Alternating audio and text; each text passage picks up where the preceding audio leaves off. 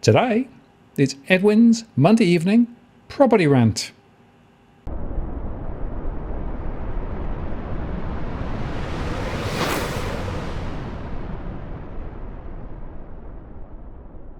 Hello again, it's Martin North from Digital Finance Analytics. Well, I've noticed posts covering finance and property news.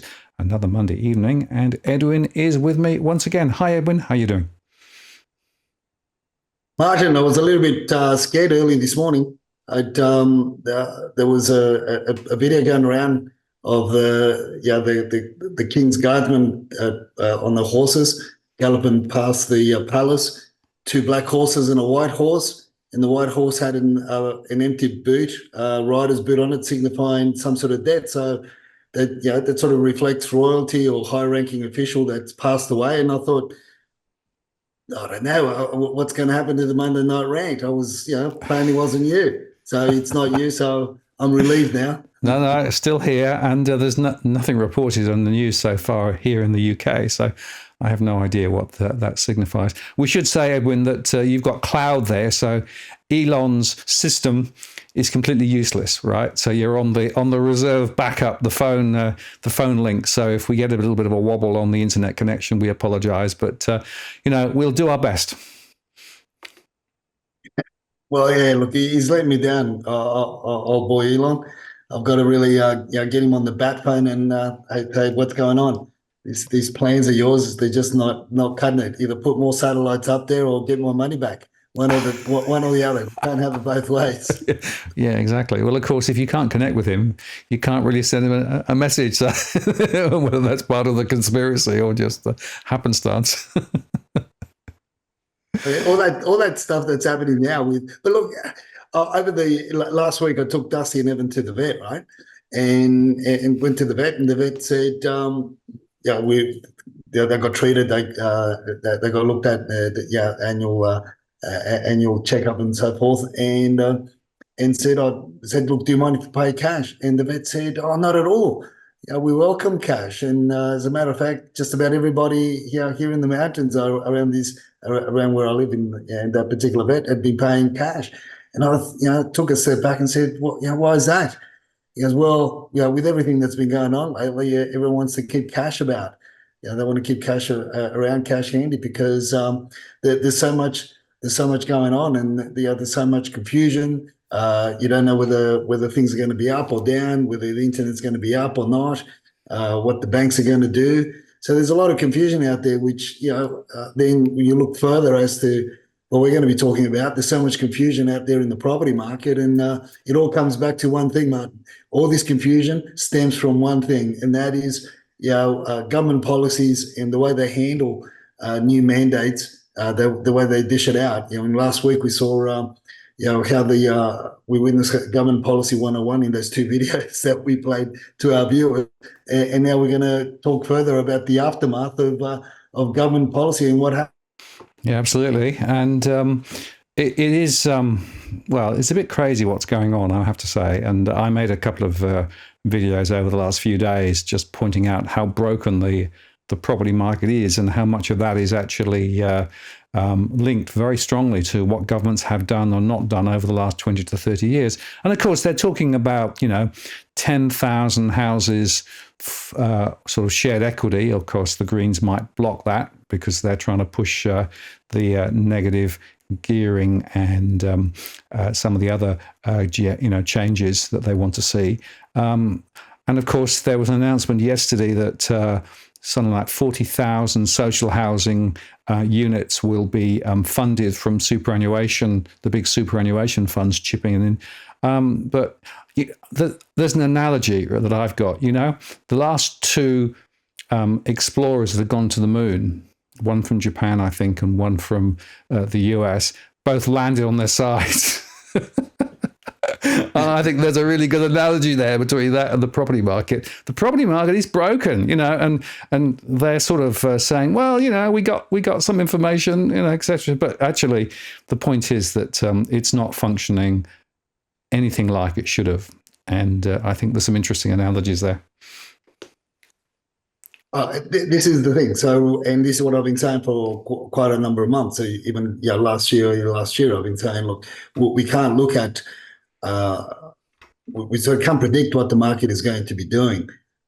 We haven't been able to predict properly what the market is going to be doing, other than look at the pure numbers to get an idea or get a small glimpse as to what it could do, and you know, in the way that things will shift, because post the pandemic, it was it's we don't know who's really running the nation. I mean, all I saw over the weekend, I didn't see a prime minister concerned about the issues that the renters have got, or the issues that the first home buyers and the locals have got, and inflation. All I saw is busting some moves at the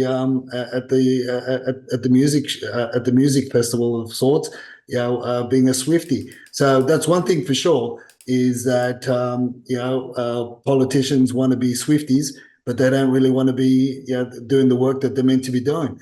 It's crazy. I mean, that's the sort of shit that we see out there, and that's the sort of stuff that we're witnessing. And this is where, when you and I talk about in your different shows, your different our social media pages and the podcast that you put out and the videos that you put out, is really trying to drum in the fact to our viewers and our followers that to be the only thing that seems to be consistent are the numbers, because the numbers are numbers. You can't manipulate them. They are on market, and thank God that we've got numbers that can't be manipulated by way of what we see for sale and what we see for lease.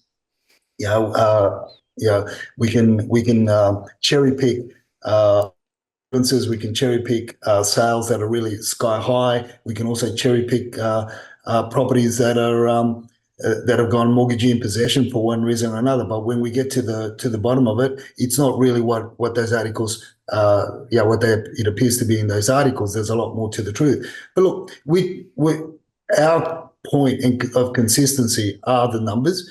And the other point of consistency, just as the sun rises and we get taxed and and we die, at the end of our life, is the fact that policy on the run does not work. Look at what's happening in Melbourne, Martin. This is the stuff that I put up this morning. Breaking: New South Wales government is contemplating closing the borders with Victoria to protect our rental population and first home buyers. And then I put 3 snapshots of some of the tweets that were put out this morning, have been put out over the week. Yeah, it is pretty amazing. Get ready for a shock when you get your land tax assessment, Victoria, a massive cash grab. And then you have this one. What do you make of this, Edwin? Well, this is the crime factor that now, if in the early shows, we said when inflation goes up, when there's a lot of pain, when people are feeling the pain, and then when you've got no when markets turn, or when it becomes very difficult for people to buy goods and just basically live on a day-by-day basis, you get crime it's on the rise. And that is what we're seeing there in Melbourne, Victoria, because of the high taxes, the inflation, the cost of living, and also, look, let's call it for what it is. Also, you've also got communities that have been corralled, and I say corralled by these policymakers. In other words, thrown into regions of Melbourne. And I'm saying about the two sides of the fence, the libs and the labs, and that's the history. When we bring in migrants, we corral them into certain regions, and then what do you expect? They're not going to be rampaging through the homes that they live around. It's like from years ago. People say, well, what's the safest suburb in? Well, they used to ask me. This is years ago, right? They used to ask me, what's the safest suburb in Sydney when they consider.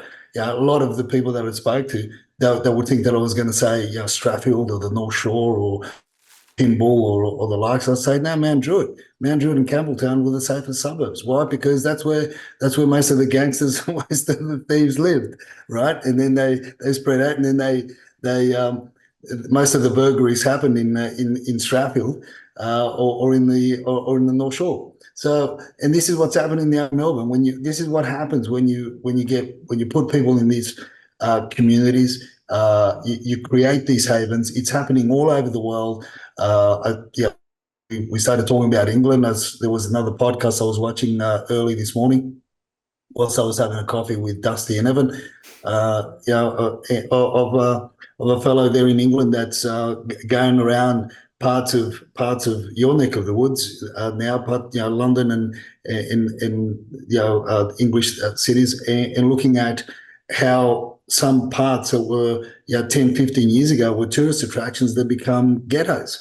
I mean, and the same shit's going to happen here. We're going to see the ghettos. We're going to see ghettos, as we're going to talk later on in the show as well, about the multi-million-dollar ghettos that I've been speaking about since 2015, 2016, which is your high-rise developments in the concentrated areas of Sydney that the strata managers are failing to look after, and the property managers are just putting any Tom, Dick, and Harry there, and not doing the periodic inspections, as well as your ghettos where you got concentration of people, unfortunately, people on welfare, and they've got no other choice but to go into other areas, and because I mean they've got to live. I mean, we're not going to get into the pros and cons of these certain suburbs at the moment with regards to the demographics. But this is policy on the run. This is policy on the run. And what does the government expect? This is coming to a neighbourhood near you, and very soon. Absolutely. And it is unfortunately not just an Australian thing. We're seeing it here in the UK and in other countries too.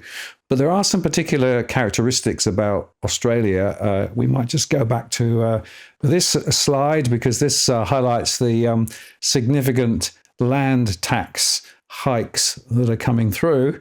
As the post said, they encroached on your liberty to ensure that you're safe by arresting citizens. So there's a lot of discontent there.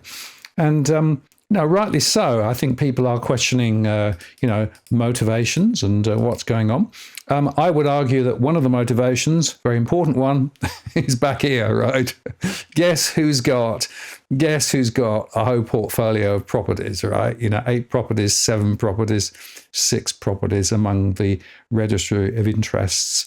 And we should always remember politicians have properties too, and in fact are overrepresented when it comes to property. So maybe some of the things that they are doing are not totally for the great good of the country. No,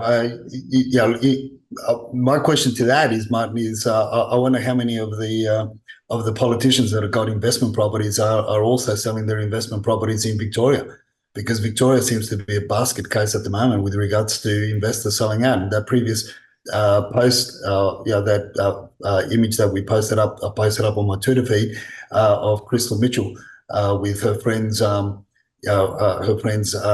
land tax assessment notice. I mean, that's alarming. It's gone from 3,000, let's say 3,500 the previous 12 months to now, just a bit over 9,000, and that's it. And if you don't, it just gets accrued, and then gets to a point where then the get sued, and until you pay it, and then we get into those scenarios where then the council, if you fail on your council rates, if you fail on other aspects of your rates, they've got a quicker pathway to bankrupt you than what banks do.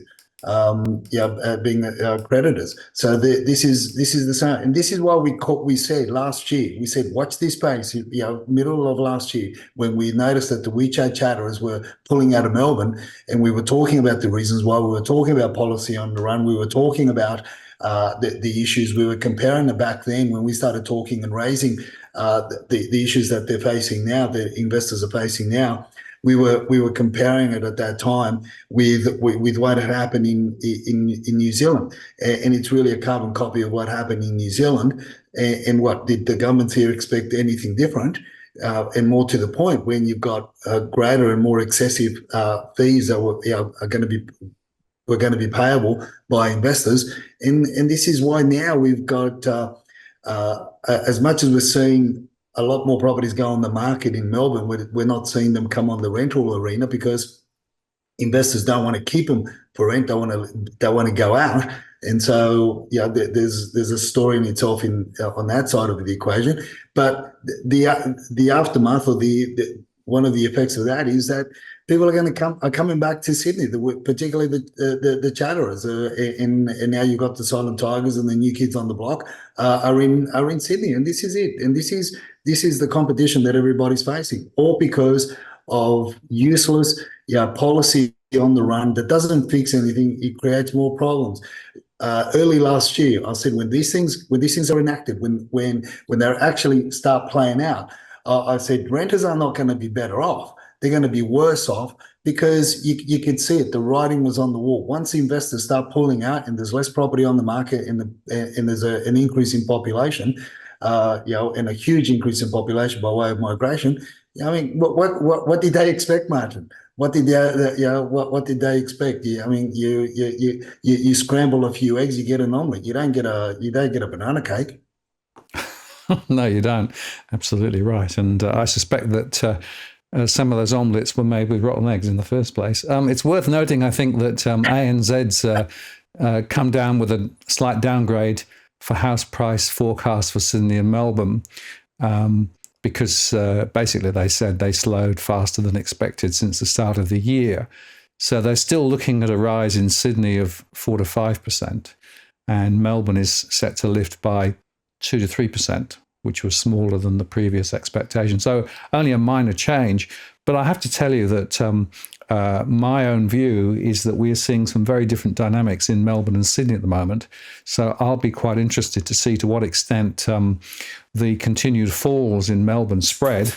There is still significant demand relative Melbourne to Sydney. Sydney, there's still quite a lot of people looking. Although, of course, the problem there is that people are actually finding it very difficult to find anything that they can afford. There was I made a show earlier on showing just how that affordability had pretty much been shot.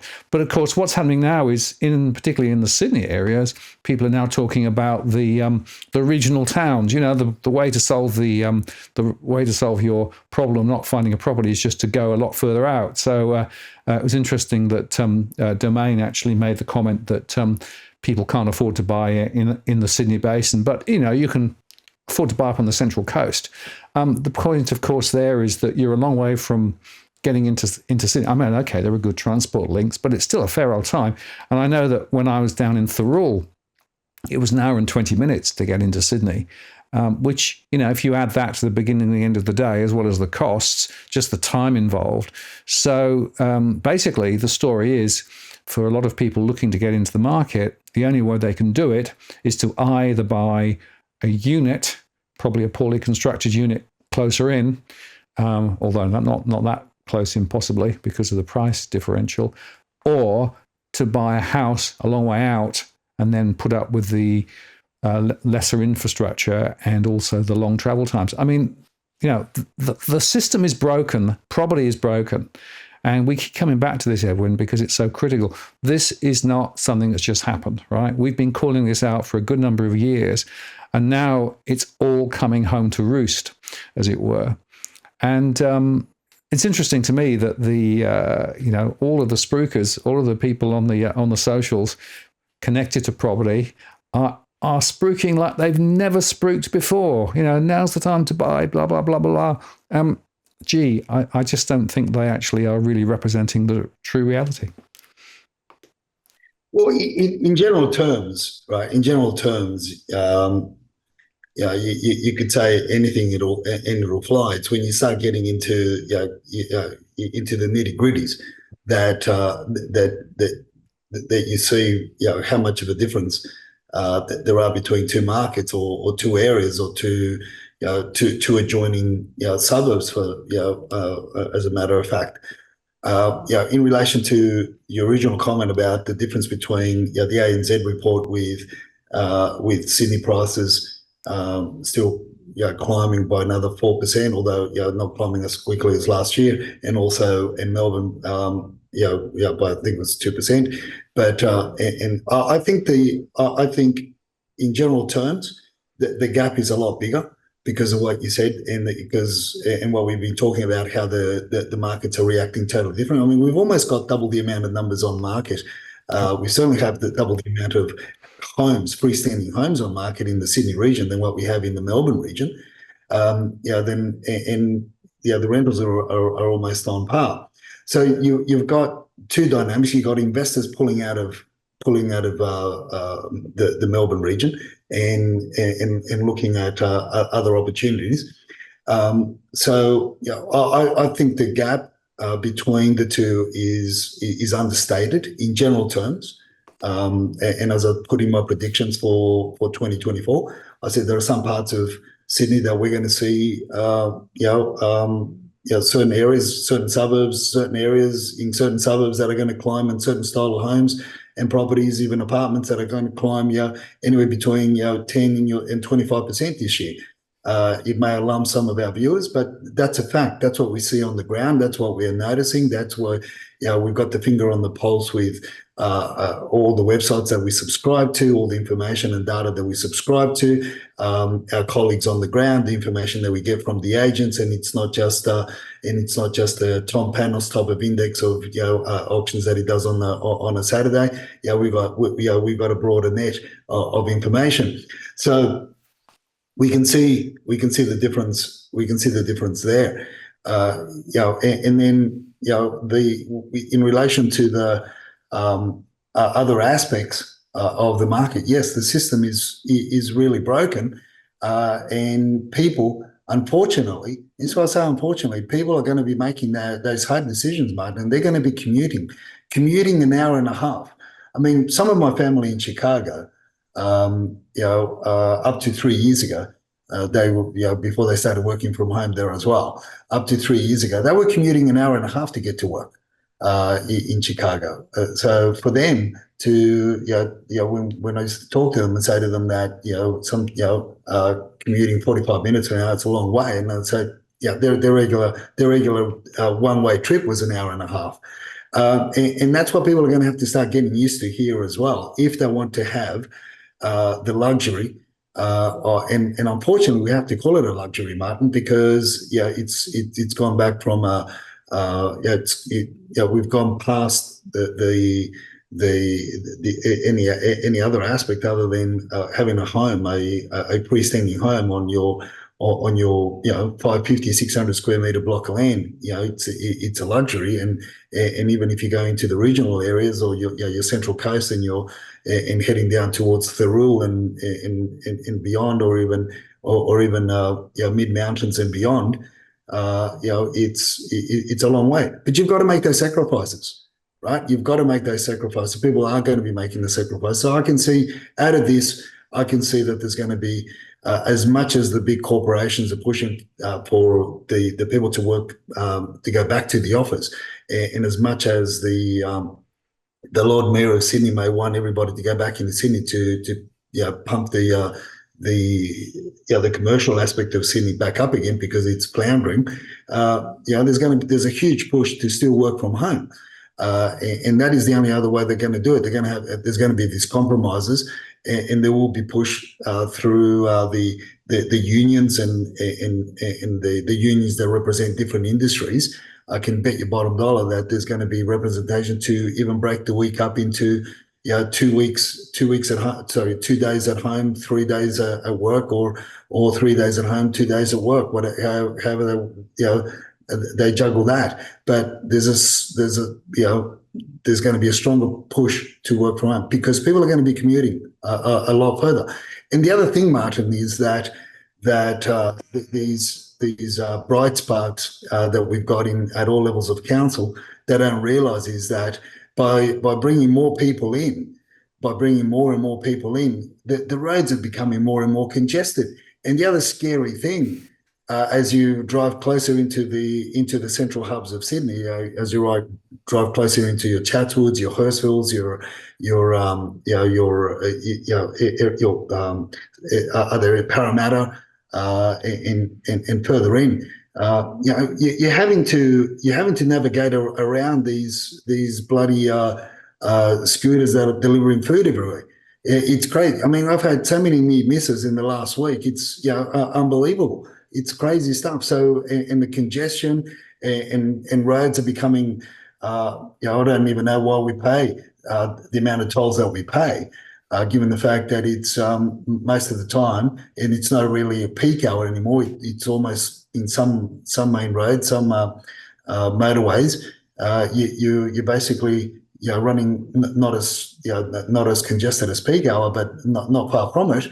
And all it takes is one nutcase to have an accident or to break down, and then you got a traffic jam. It's crazy. It's mayhem there, but they haven't thought about these things, right? They haven't thought about it, but they are going to stop us from eating meat, Martin. That's one way to save the planet. But let's bring in more people and get the people to buy more cars, more vehicles, and not provide transportation to get from point A to point B, right? Well, in some cases, the time it takes to get from point A to point B is back now at the level of the horse and cart, right? So it's ridiculously stupid. And as you say, it's highly crowded. And, what it means is that the quality of life is degrading. And I was talking to somebody on my one-on-ones the other day who was looking to buy a house. They wanted a house because they've got a family. They've got a unit at the moment, but they want to get a house. And they've got a price range which is, not excessive, but they're on relatively standard incomes. And they concluded that the only areas they could consider buying were way over west or down below Wollongong, down towards Shell Harbour. And so they were making some comparisons between the west and Shell Harbour. And they concluded that while Shell Harbour was even further away and the transport links up to Sydney were not that great, there was a good train service, and the price differential was such that they actually felt they could get a better property there than over in the west. When I say a better property, it's quite interesting. It was a house, had 4 bedrooms, quite recently built, but it was on 380 squares. So, it's basically, it's a house without any real outside space at all. And, there was a beach not too far away, et cetera, et cetera. But it really is, it brought home to me the real dilemma that many people now have when it comes to what are they going to do? And, the main motivation here was that they needed more space and they couldn't afford the risk of their rent going up even more, because they knew that if the rent went even higher, they had no ability to save, and it just put more financial pressure on them. So it's a real dilemma, and I think that really brings it home, Edwin. People are having to make really difficult compromises just to get by at the moment. Yeah, and this is where families start breaking down. You've got to make school choices. Then you've got kids on having to be literally dropped off at train platforms at 6 o'clock in the morning so they can get to school because they're also commuting. And as I said, the other thing that's on the rise is crime and violence that we've been talking about as well over the last 12 months, that people have got to be careful and be very watchful of, and because people are triggered. People are on edge. They're walking around with a short fuse because of the pressures and the anxiety and that they're facing, and the turmoil that they're facing on a day-to-day basis. And so these are all the decisions. And then you've got parents getting home late, who's looking after the kids, how are they maintaining. Now look, I reflect at the time that when we were growing up, and we were in Gladstone. My mother had worked a full-time job, and then she also had a part-time job. My father obviously had a full-time job, and then did a lot of overtime. And back then, this is in the mid-70s, we wouldn't see them during the week till about 6:30, 7 o'clock as well. But it was a different environment as well. I guess we didn't have the distractions that a lot of the young people have now, and we got educated a lot, a lot earlier in terms of how to look after ourselves. I mean, look, I'm going to blow my trumpet here. I learned how to cook. I started learning how to cook at the age of 12 and 13 because the girls that I had at the time, there was one of my older sisters lived with us, and the other girls that were a lot younger than us, and we took turns. We had to learn how to look after the little ones until mum and dad got home. But now it's a different environment. There are different things at play. There's a lot of distractions. And parents are going to be even more having to be more watchful as to what's going on, and all these predator of all sorts on the internet, on social media, and everything else. It's crazy. It is a crazy world, and a lot of this can be put on pause and could be really looked at if the politicians didn't just want to win brownie points and get elected and get re-elected and looking after their own welfare rather than the people that put them in power. But I don't know, Martin. I don't know is there an answer, or are we just going to be, is it going to be dog eat dog, moving forward, and every man and woman, child for themselves, and that's it. Everybody can go get stuffed. Because that's what it appears. Hence the reason why there are so many people walking around triggered. I mean, we're losing that sense of community unless you go and live specifically in those central hubs that are now being built up by specific communities and demographics. And that's where you see also a rise in property prices, because they will pay. They will sell their kidneys in order to buy into those community hubs that have been built and created all over Sydney. And that in itself also is dividing the population. It divides by ethnicity, it divides it by religion. And you've got these divides when we were supposed to be a multicultural nation. Yeah, well, I think things are definitely fragmenting. And as you say, there are very, very big differences. And that's one of the reasons why different suburbs are behaving, I think, quite differently. I think there's another factor here, Edwin, which we should just explore a little bit. And in fact, there was an article up in Queensland talking about the problem with the rental sector. So up there, and this is just talking specifically about the rental sector in Queensland. Robertson on Brisbane's south side is believed to have the most negatively geared properties in the state, with 90% of properties likely to be negatively geared based on the analysis. Typical loss of about $18,000, I think. But what's happened is that they've made changes to negative gearing and capital gains tax provisions in the midst of a housing crisis. And as one of the people featured in the article says, it's a bit crazy what they're doing. And as a result of that, investors are losing money on the property. And in fact, they said that they found that there was a significant proportion, 38% of landlords would consider selling this year due to tax and tenancy reforms. So my point is, at the time when we have huge demand for property, both rental and for people to purchase properties, we are again seeing government policies that seem to be pulling in the wrong direction. And so the number of investors quitting is rising. And again, over the last week, I had a conversation in my one-on-ones with a property investor who had a portfolio of 3 different properties. And for the first time, they'd actually sat down and done the numbers on the money in and the money out on the investment property relative to the capital appreciation that they had or expected to have. And they were absolutely shocked. They were shocked at just how little this investment was actually returning to them. And then they sort of said, well, hang on a moment, I can get 5% on a term deposit. Why wouldn't I sell those investment properties? Again, it's another symbol here of just how broken the property market is. Yeah, and so what they're doing, Queensland, as we discussed last year, where and when they were talking about the all the reforms to tax reforms as well as the changes to the to the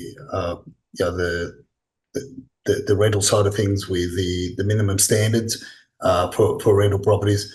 That also is going to put a lot of pressure. So it's really a carbon copy of what's been going on in Victoria. So it doesn't work in Victoria. So let's put it all to play in Queensland, because if we do the same thing over and over again, we're going to have a different outcome, right? So this is the level of the mindset that these politicians that we have.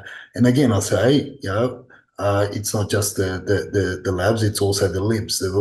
It's just the same the same playbook. But one of the things that you and I discussed a few weeks ago, a couple of weeks ago, that I bought, we were talking about, was if negative gearing, with the discussion around negative gearing and the pros and cons, no matter what side of the fence you stand on, I feel that, and I believe, and what's playing out in Melbourne is what, let's say, if negative gearing was removed, was abolished, and a lot of investors put the properties on the market in the current state that we're in. I think that Victoria is reflective of the short-term effect of negative gearing, which is detrimental to the rental community. But to buffer that, we've also got another dipstick of politician.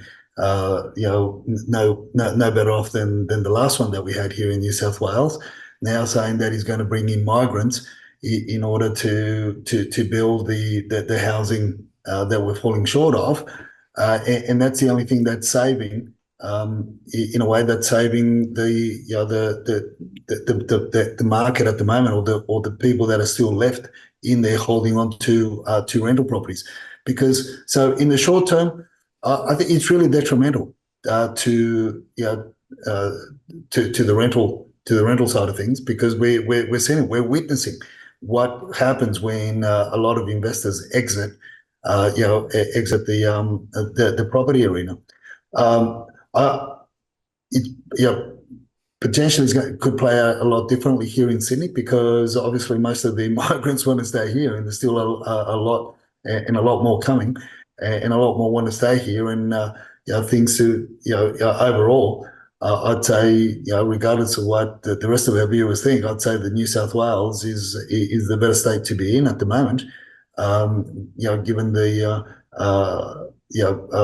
benefits that we have, or the future outlook as to where the way that Queensland's travelling, and also the way that Melbourne is at the moment, given the fact that also Melbourne's got such a huge deficit in their budget. There's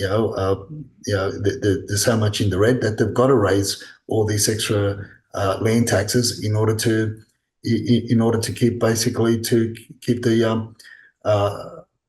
politicians happy with their pensions, and that, so that they could also give themselves a pay rise after the new financial year.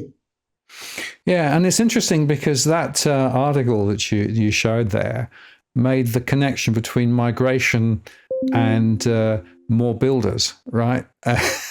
Now, we've already debunked that from some time ago, right? Because we know that a lot of the migrants coming into the country have no interest in becoming, cannon fodder in the construction sector. And as you said in your tweet there, maybe we should get him on to our rant so we can explain again why that's the case. Yeah, and people also got to understand the fact that, well, I'm just making an exaggerated point. Some do get into some of the new migrants have gone into the building sector, but not as much as what we had before. Obviously, but the point that we've raised on the show and the point that we've raised before is why not incentivize? Why not incentivize our local young talent? Why not give them more of an incentive? Why not, rather than just throwing money at the building industry like they did in the throughout the pandemic, and just throw money at renovation builder and let's get a new kitchen builder and all these other grants that were thrown out left, right, and centre at the builders, and they got into fixed price contracts, and now they can't the builders can't deliver on those fixed price contracts because labour costs have gone up and material costs have gone up, and and the construction industry is in the world of shit. So this is so rather than just throwing money at it, why not? Or why don't we just throw money at the local apprenticeships? Why not throw more money at TAFE? Why not throw more money at the greater institutions that we're bringing out the older tradespeople that we have now? But no, we need to go and get the so-called talent from overseas that don't know our regulations, don't build to our standards, don't want to, they don't care. And on top of that, if you look at one of those snapshots from that tweet, Martin, I thought it was interesting. It says that New South Wales Premier Chris Minns has revealed he is in favour of high immigration, even though Sydney is very unaffordable and congested. So more foreigners can build new high-rise apartments. So, I mean, it is a quagmire if I ever saw one. Right? This is just the policy on the run, ridiculous, nonsensical, arguments. But guess what? Unfortunately, a lot of people have bought this, hook, line, and sinker, and it's let's pity the migrants that want to come into Australia and bring them in truckloads, but forget about the locals that have built this great nation, and they've been that we've and the young people. That's where we should be focusing more on. I mean, that's just my view. My view is just that incentivize it, incentivize the apprentices. I mean, look, in some areas, third and fourth year apprentices are only earning $27 an hour, Martin, in some trades. From $25 to $27 an hour. The little brothers and the little sisters, as we've been, the same, from the WeChat chatterers that work in the building industry, they walk out. They've been walking out anywhere between from $350 to $650 cash in the hand per day, cash in the hand. I mean, that's how much money there has been in the building industry, and then yet we give third year and fourth year plumbing apprentices and electricians apprentices working under those areas, $25 to $27 per hour, and then they get taxed on that, and then they got to buy tools, and they got to do this, do that, blah blah blah blah.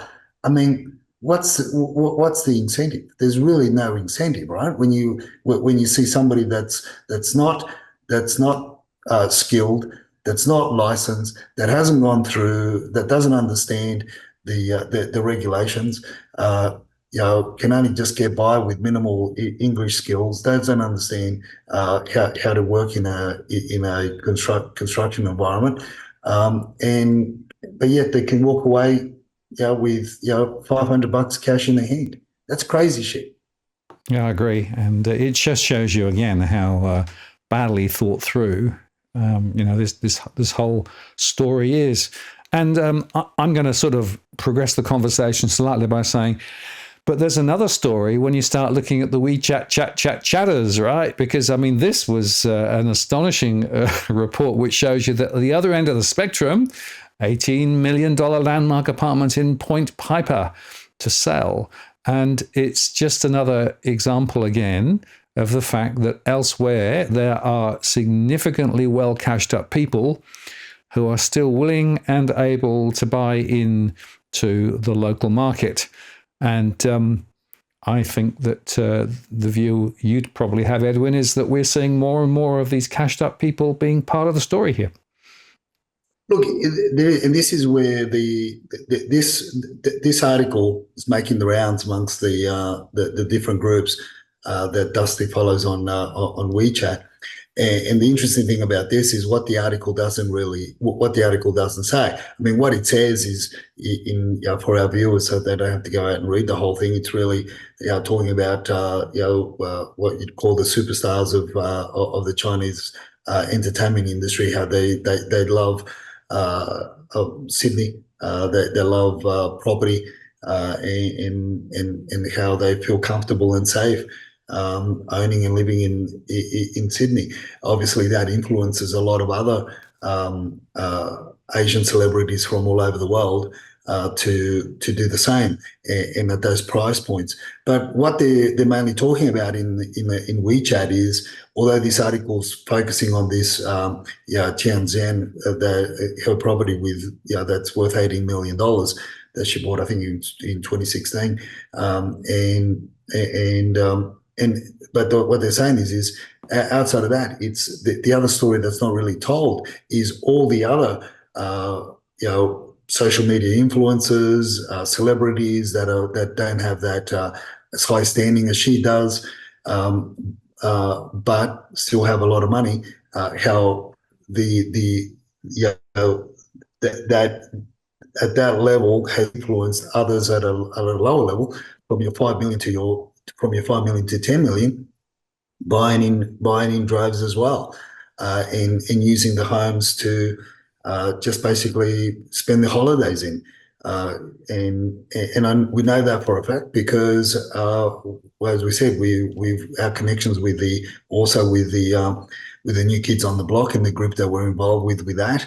One of the main selling agents there, he's been selling properties anywhere between your $3 to $7-8 million along Hunters Hill, Gladesville, and Drummoynes and all those areas there, and it's often the case that the celebrities will knock those houses down and build something new to their liking, or because they can't buy established, or basically to circumvent the FIRB or to comply with the Financial Investment Review Board. They have to rebuild the homes, but they're spending millions. And this is what they're talking about, and hence the reason why we say that the WeChat chatterers are very much focused on buying property, because we are, and we have been, of recent times, we have been literally the number one position, or the number one destination by a lot of Chinese people of all persuasions that have already left China and have been living outside of China for many years, but have lived in other parts of the world. And this is what our local followers have to understand and have to take into consideration when they do go out there, if they are looking to buy. As I say, if you're looking to buy, take all these points on board. If you're looking to sell, take all these points on board. If you're looking to rent, take all these points that all these information that we bring to your attention on board. But yeah, look, it's interesting. So more, stars in the rise, as one would say. Sydney's become a big attraction. So it's quite interesting. Absolutely. Well, there's consistency with what I'm seeing in some of my surveys as well, to highlight the fact that there's a lot of cashed up people around who are willing and able to spend big bucks. And I think we're going to see that continue. But there's another bit of a story here too, and that is we're starting to see more cracks appearing, metaphorically as well as literally, in the high-rise sector, right? And it's not just the property and the poor quality of construction themselves, but some of the owners' corporations are now actually creaking at the seams as well. And here's this one that you pointed to, that owners' corporations could go bankrupt due to special levies not being able to be raised. This is another, I think, very big and concerning story. Yeah, man, and that stems from the discussions that we've had over the years with regards to the owners' corporations and all the issues around apartments that are basically common problems, or the problems for all the lot owners of the owners corporation or the apartment blocks. So when special levies have to be raised, I said what we've been saying for quite a while, a number of years. Watch this space when people just basically don't want to contribute to the sinking fund. What happens? Obviously, they get taken to court. The property gets sold, and then it's it's no different to taking a debtor to court. You have to go through those whole motions. But this other side of this story is based on the strata strata management company that has been fiddling with the books, and my understanding is from my sources in the tribunal is there are three owners corporations. In other words, let's say three buildings, three owners from three buildings, separate buildings, are chasing this property manager, taking them to through court proceedings in order to recover money. One of the owners corporations they've got close to $1 million that are unaccounted for. And this is what happens if you recall our conversations around 2018, 2019, when we were talking about the real estate industry being on its knees, and how a lot of offices that weren't paying the bills were on the third and fourth credit card. But for the pandemic, it really saved a lot of the offices in my industry, and the same thing happens around strata companies as well. So obviously, when the pressure's on, the only barrier between the only call it a barrier, call it an impediment, call it whatever you want to call it, between the property manager or the licensee in charge or the strata manager and the bank balance of whether it's a landlord or whether it's a owners corporation in this case, is really a password. And guess who holds that password? and a lot of money goes missing.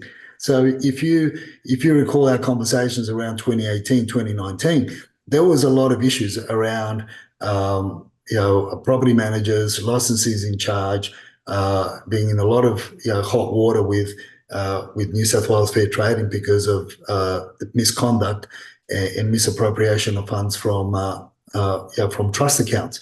So it looks like we're going back to it's deja vu 2018, 2019, except at a bigger scale, because obviously strata managers hold a hell of a lot more money in the trust accounts than a lot of local property management teams or local real estate offices. But I think it's going to be endemic of moving forward, because a lot of offices, even your residential, just your average property management and your sales office, the majority are struggling. One of my predictions for 2024 is that a lot of the independents that jumped out 5, 6, 7 years ago from the major franchise offices to set up independent offices, a lot of them are going to rejoin the bigger brands again, because that obviously cuts costs down, and we're going to see a lot more now. Whether the mainstream media pick that up or not, it's a wait and see. But that's what we're seeing. Independents that have been floating around. I've seen they've been shifting and changing. So the more we talk to people, the more we reach out to X or Y, and I say, look, what are you doing, or where you're at, or we notice listings on the market with individuals that we've been dealing with, but they're under a different banner, under a different agency.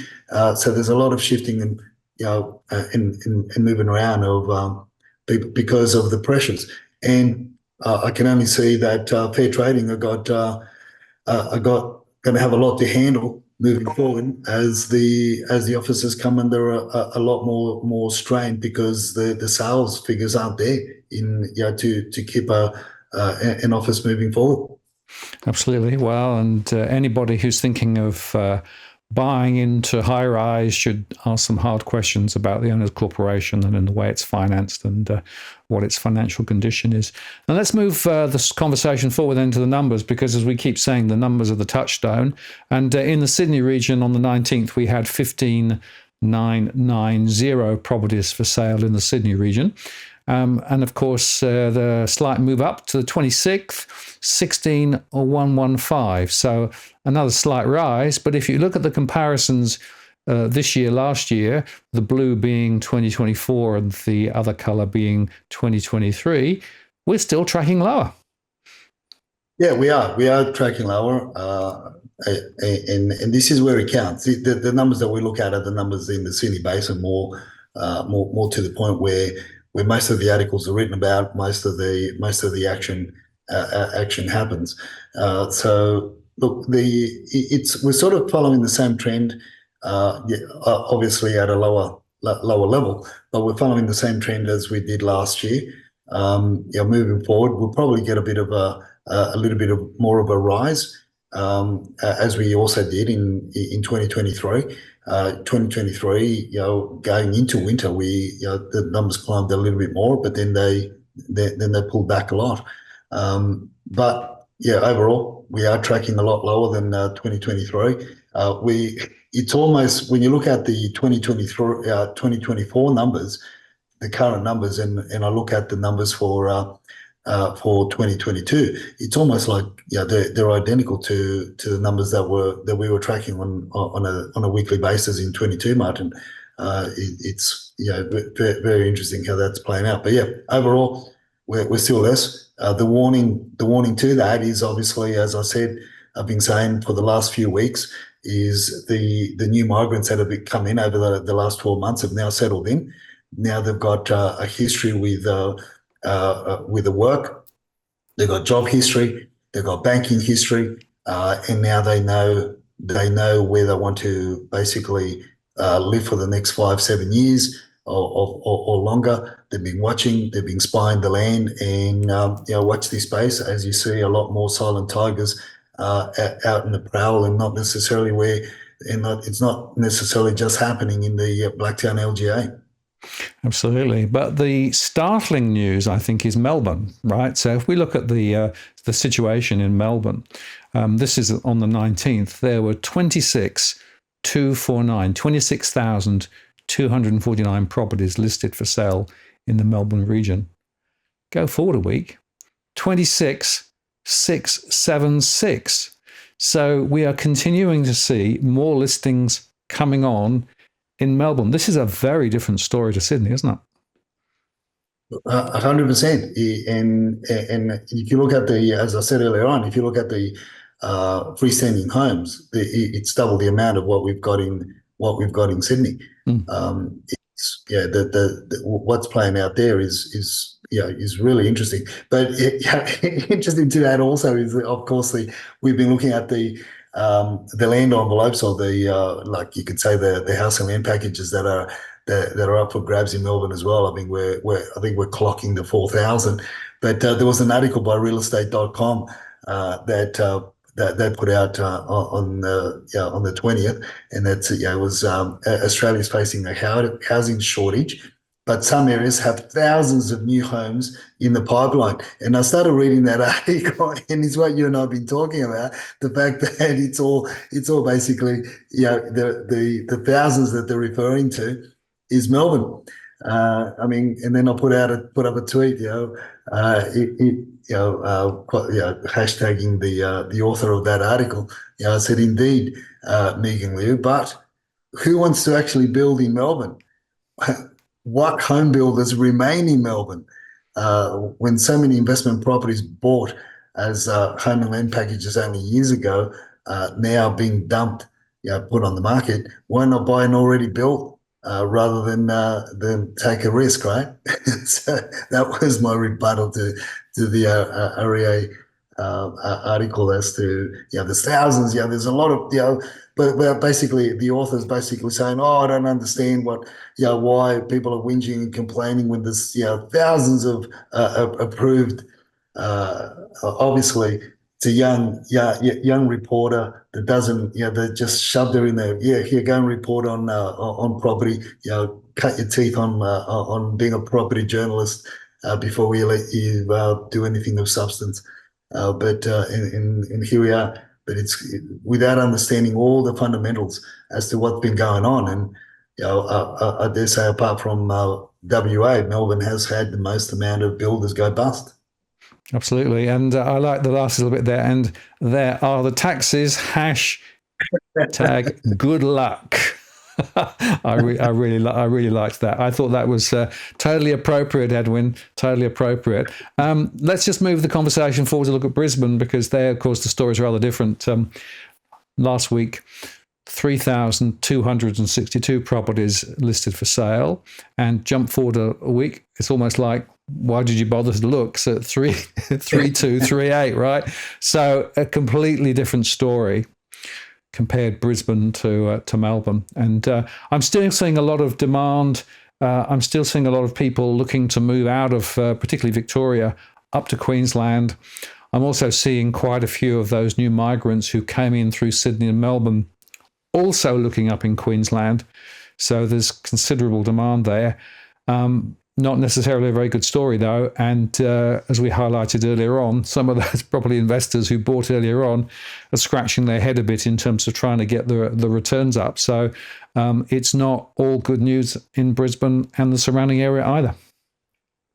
No, it's going to be a wait and see to see whether the same thing plays out in Queensland with what we've been watching in Melbourne. But look, anything more than 5,000 listings on market it would be a welcome relief to those that want to get into the property arena there. But it's obviously a smaller market as well, a smaller market than what the Sydney region and the Melbourne region is. But it's interesting just to see how those numbers also compare with the rental market.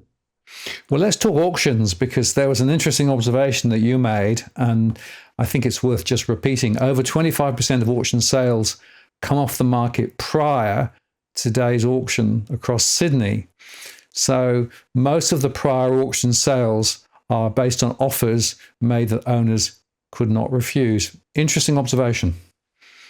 Yeah, look, and it is from my calls to the agents and the people that we deal with, and the people that I've known, over the years. And I just thought it was interesting that we started off with 947, and by Saturday that actually went under the hammer were 687. So almost 25% of properties were either bought price. Yeah, some came up because the vendors' expectations were too high, but the majority were properties that were offers that the vendors just could not refuse, or did not want to take the risk that they would not otherwise may have got on the day of the auction. And that's what I say to a lot of our clients also, is that we need to know how to play this game. We need to understand the game. Just there is a time when we may make an offer before auction. We've just got to obviously, every property, every deal works totally different. But in a lot of the cases, if you make an offer prior to auction, too close to the day of auction, that can work against you, because they'll use that to Dutch auction your offer as well. So there's a lot of play. But people are just making, from my conversations with the agent, were making offers that the vendors couldn't refuse, and they didn't want to take. They didn't want to take the risk, which is and again, these are certain parts of certain areas of Sydney. It's a general statement, but there's when I don't don't want to get into details as to which agent, what area, what house, because the majority, what I can say is that the majority of the properties that were taken off, people made silly offers that the vendors couldn't refuse, are the ones that were spruced up, cleaned up, and presented really well. It was just pay your money, here's your keys, move in. Absolutely. Well, let's just look at the auctions, because auction numbers are still relatively high. particularly in Victoria. Wonder why that is. And it'll be interesting to see, because we are now getting into the sort of the fag end of the summer season, and bit of momentum still in the auctions, but as you say, quite a few people getting offers before the auction, particularly in Sydney. Yeah, it's interesting. Well, look, we're going to have we've still got a bit of, you could say, we've still got a bit of heat in the market, and we'll see that for the next 3-4 weeks, and then things will start tapering down. Look, we're only following the numbers on a week by week basis, where we can see a week ahead with regards to the auction numbers. There's some agents in some areas in Sydney that we deal with, they're getting a lot of they're doing a lot of market appraisals. A lot of them aren't necessarily turning into sales. A lot of people are just wanting to know what they would get. They're still toying with the idea of selling or not selling. But what's restricting a lot of these properties from coming on the market is what we've been discussing before. It's the cost of the transaction.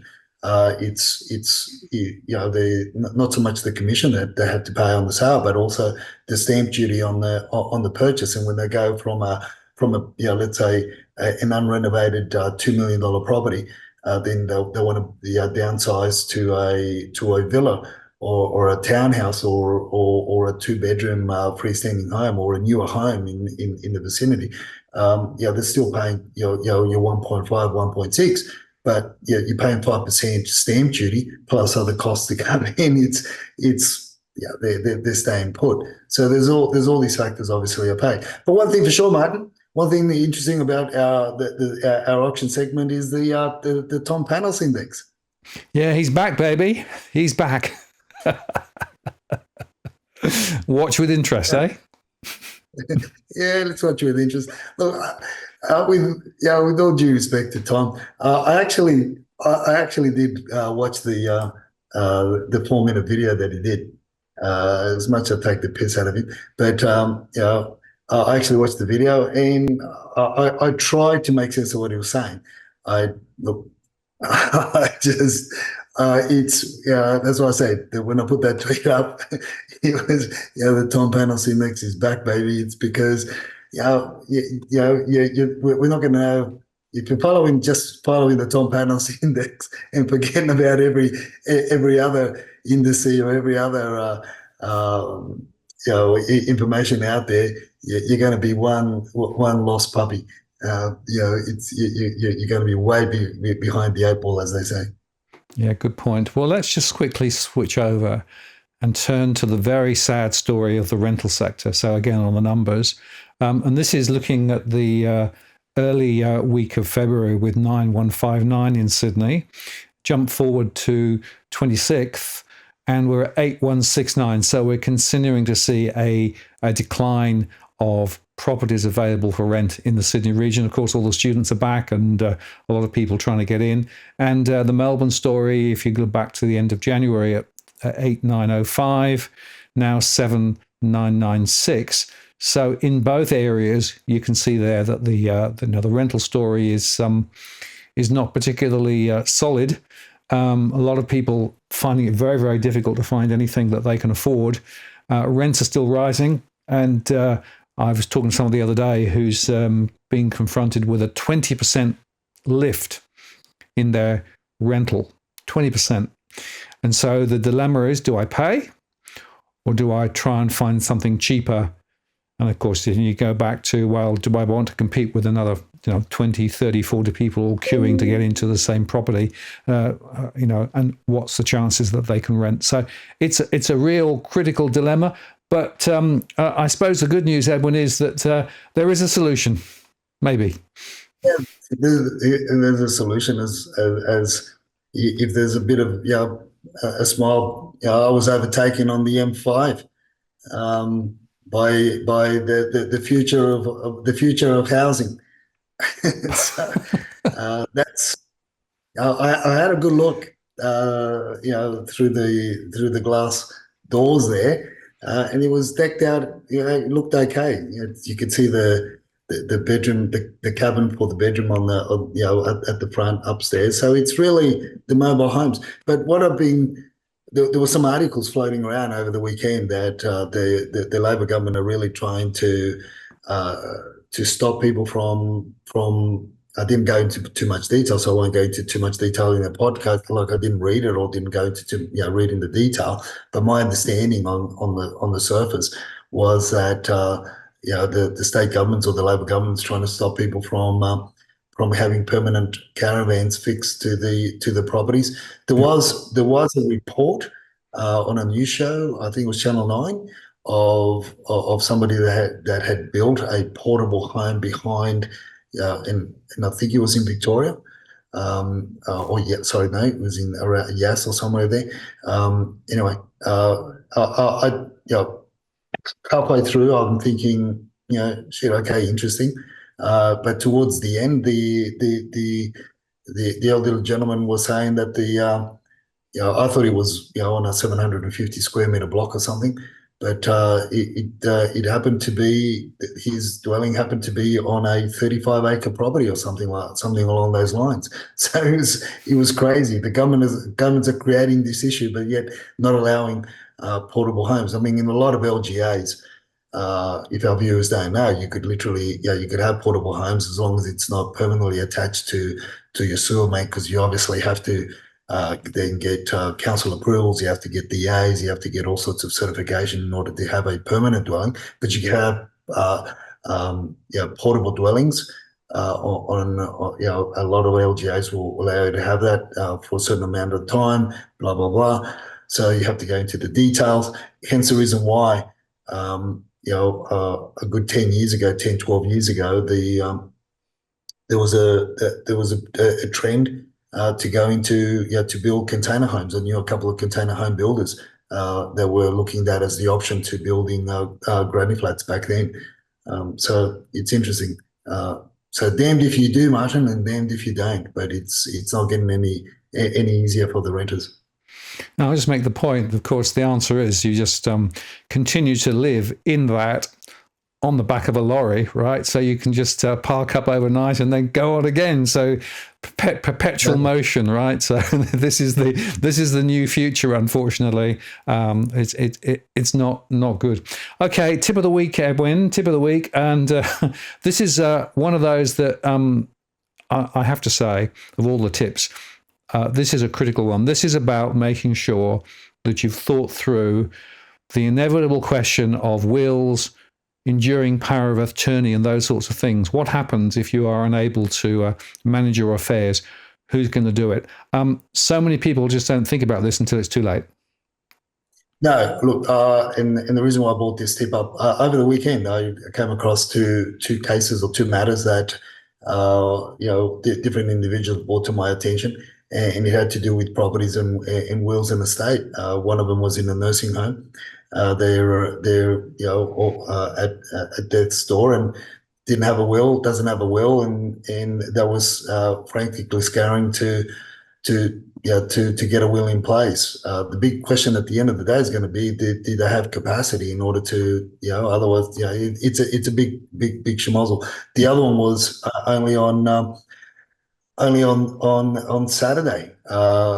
No, sorry, Friday afternoon on my way home. Got a phone call from an old mate, and unfortunately, his sister-in-law was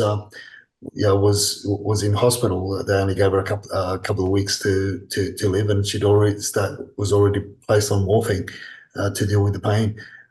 Again, issue to do with the will and the state. It's crazy. And then and then before that, just dealing with different lawyers. That was the general gist of the conversation as well, across some of the matters.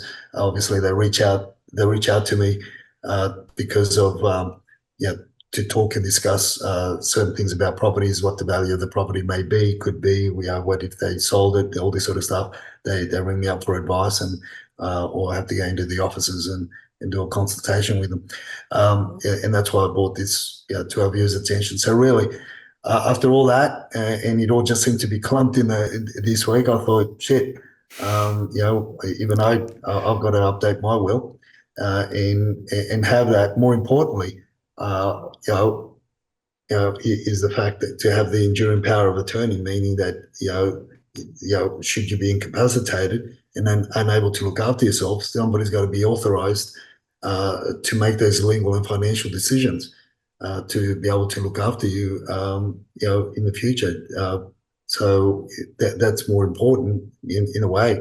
Both are very important, but I think that enduring power of attorney is has that extra bit of support. Now, I know your background. I don't know whether you want to share with the viewers some of the issues with you. I will. I think that you did that on purpose, man. Yeah, I'm convinced. yeah. Well, possibly. So just for those who haven't caught up, my late wife, Professor Jill, she died. Now she was she was a professor of law, right? And she said several times, "There's no point in me making a will, right? Because everything is going to come to you, blah blah blah blah blah, right?" That was the stupidest thing that she didn't do, right? So she should have made a will. The point was, we eventually got it sorted out, but it took more than a year to get probate on her affairs, because you have to jump through all sorts of these hoops to be able to actually get access to things. And whilst the idea was that, well, if you've got joint accounts, the remaining person get access, she did have personal assets and things. So the whole thing was a complete schmozzle. And we could have got probate in just a few weeks, and that would have made my life so much easier. So I spent over a year chasing between lawyers and New South Wales. And I'll tell you what. So when a legal professor basically says, no point in making a will, don't believe her, right? Make a will. Absolutely. He was a ruse. She did that on purpose. I think she probably did. Certainly, it made my life an absolute nightmare. And the number of letters and the number of communications with the various financial institutions and other, it just, anyway. So make a will, and Edwin, very importantly, that enduring power of attorney is really important. What happens if you're unable to make decisions for yourself? Who's going to do it? And that's a really important thing too. So very important tip of the week. And, it's something that people don't want to think about, but everybody does need to think about it. Edwin, great content this week. Thank you very much for all your investigations and your thoughts. Really appreciate it. And we'll do it all again. Of course. So much can happen in a week. We'll be back. We'll see you next time. See you tomorrow, man. Hasta mañana. Take care. Bye-bye.